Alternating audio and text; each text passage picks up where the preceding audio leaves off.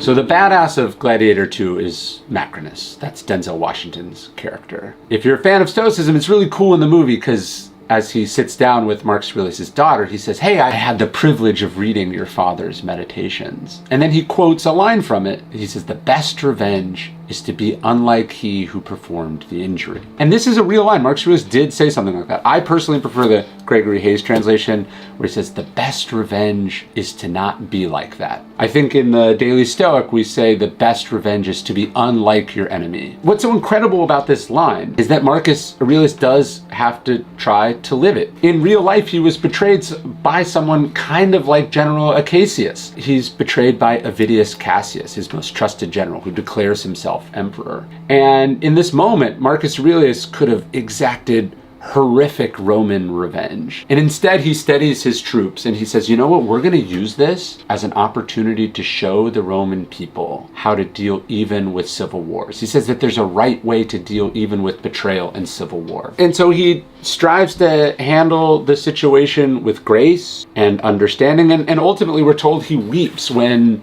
his enemy is murdered and Marcus Aurelius is deprived of the ability to grant him clemency. I guess in real life, Marcus Aurelius knew that adding extra injury on top of the injury, by allowing it to change you, by allowing it to make you worse, that was the part of it that you controlled. And in a sense, Macrinus is the ultimate example of this, because he's the villain of the movie. He's awful. His desire to right the injustices that have been done to him corrode his character, corrupt him, make him sadistic and awful and evil.